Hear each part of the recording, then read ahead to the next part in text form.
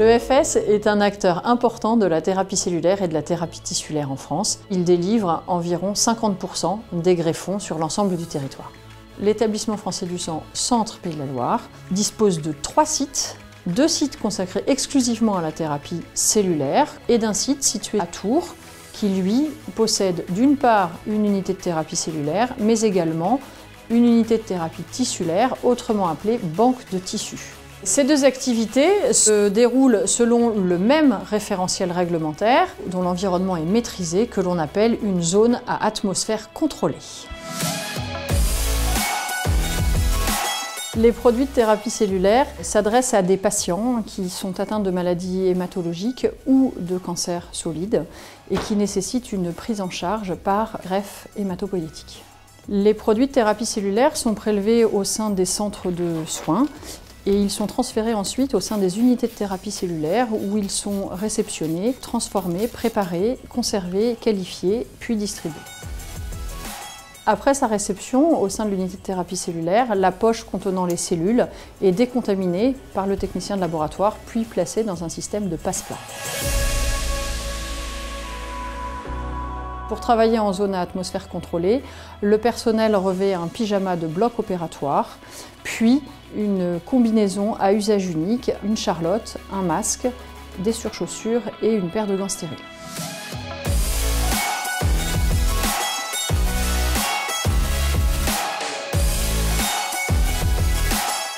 Le technicien de laboratoire récupère la poche contenant le produit à l'intérieur du passe-plat, puis l'emmène dans les pièces de préparation pour le placer sous un poste de sécurité microbiologique.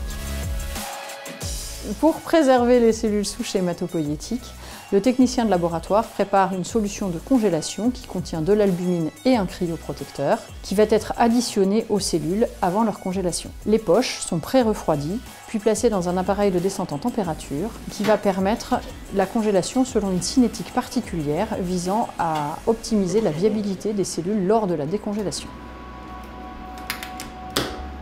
Les cellules sont conservées dans des cuves d'azote à une température inférieure à moins 150 degrés jusqu'à la préparation pour administration aux patients. Pour la thérapie cellulaire, il existe également un projet de développer l'allogreffe non apparentée, en plus de l'allogreffe intrafamiliale déjà existante, mais également un projet de développer les carticelles au sein du CHRU de Tours. La banque de tissus Grand Ouest est l'une des banques qui conserve la plus grande variété de tissus en France. Elle conserve des têtes fémorales, des os massifs, des tendons, mais également des artères et des valves cardiaques, ainsi que des membranes amniotiques, des cornées, de la peau et des tissus autologues que sont les côtes et les volets crâniens.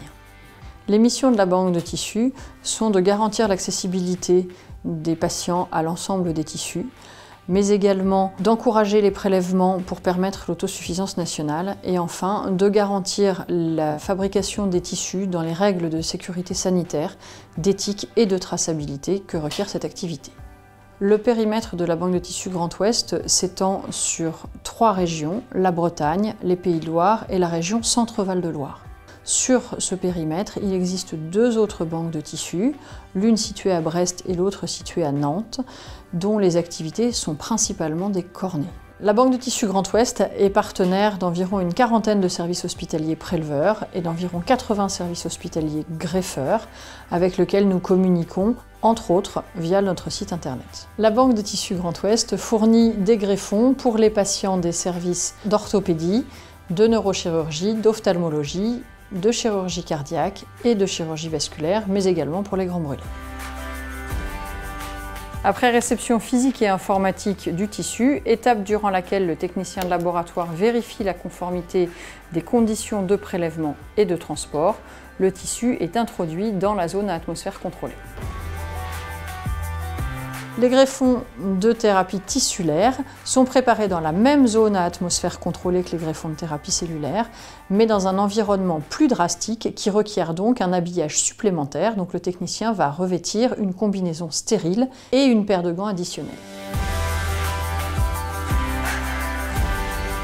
Si nous prenons l'exemple des artères, comme tous les tissus, elles sont préparées sous un poste de sécurité microbiologique, dans une salle classée C. Pour préserver les structures tissulaires, le technicien va tout d'abord préparer un milieu de congélation qui contient un cryoprotecteur. Le technicien vérifie ensuite la qualité du tissu, tout d'abord en vérifiant ses dimensions et ensuite par palpation. Les artères sont placées dans une poche qui contient le milieu de congélation. Le technicien effectue ensuite un prélèvement pour réaliser des contrôles qualité avant de souder la poche, puis de la placer dans l'appareil de descente en température. Au total, la préparation d'un greffon artériel compte environ 3 heures. Le greffon va alors faire l'objet d'une double vérification. Une première vérification par le responsable de la préparation qui valide la conformité de cette étape. Et enfin, une seconde validation, une fois les contrôles qualité revenus, par le responsable d'activité qui réalise la validation et la libération du greffon. Pour la thérapie tissulaire, il existe de nombreux projets, en particulier avec le service de chirurgie cardiaque.